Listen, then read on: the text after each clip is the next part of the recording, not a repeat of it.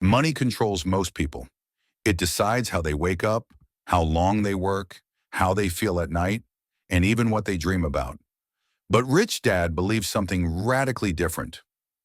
The rich don't work for money. They make money work for them.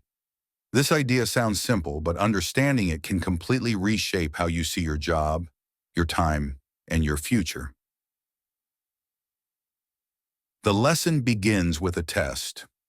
At 9 years old, Robert and his friend Mike went to Rich Dad and asked him directly, "Can you teach us how to become rich?"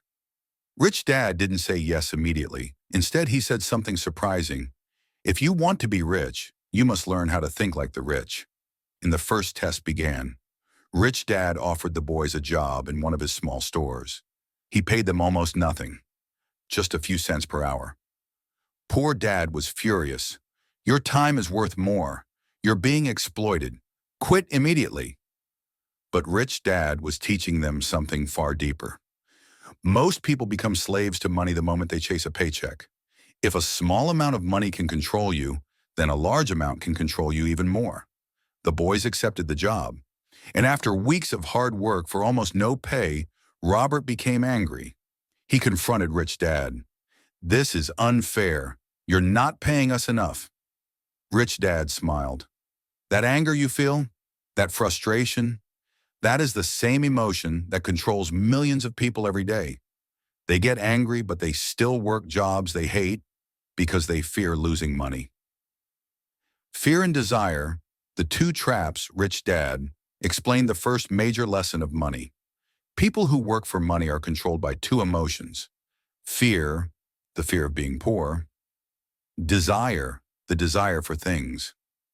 Fear keeps people stuck in jobs they don't like. Desire pushes them to spend what little they earn. This emotional cycle traps them in the rat race, working, earning, spending, and repeating forever. The rich escape this cycle by understanding the emotions behind money and by learning how money actually works. A powerful example from real life. Rich Dad asked Robert to look at adults around him, people who rushed to work every morning, worked for decades, yet remained financially stressed. Why? Because they worked for money, instead of learning how to make money work for them. They traded time for money, the worst trade in the world, because time is limited, but money is not. This is why Rich Dad made the boys work for so little. He wanted them to stop focusing on the paycheck and start focusing on what they could learn. If you work only for money, you miss the opportunities. Rich Dad explained. Money blinds people. They work so hard for it that they don't see the opportunities right in front of them. A regular employee thinks, "How much will they pay me?" A rich thinker asks, "What skills will I learn from this?" One mindset keeps you stuck. The other opens the door to financial freedom. The moment of realization. After weeks of frustration, something happened. While working in the store, Robert noticed something the adults didn't. Customers threw away old comic books. The store owner had no interest in them. Instead of complaining about low pay, Robert had an idea. What if he and Mike collected the old comics, organized them, and created a small comic library for kids? And that's exactly what they did. They built a mini business that earned them more money in a few days than weeks of working for a salary. This was Rich Dad's goal, to force them to stop thinking like employees and start thinking like entrepreneurs. The real message of this chapter. Rich Dad summarized the lesson with one powerful idea. You will never become rich by working for money.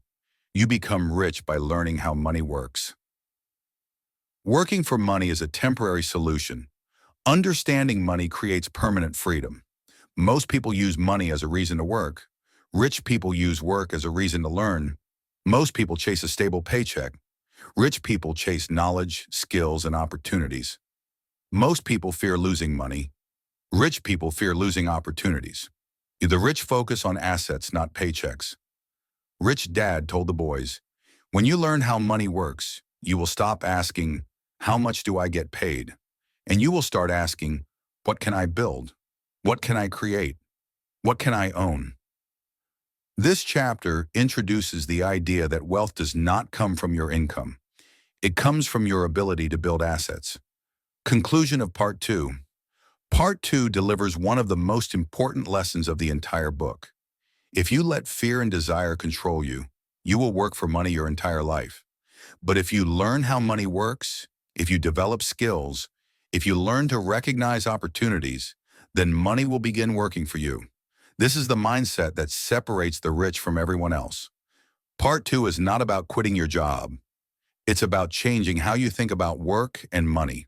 In Part 3, we explore why financial education matters more than school education, and why most people struggle with money not because they lack hard work, but because they lack financial knowledge. See you in the second part of Rich Dad, Poor Dad.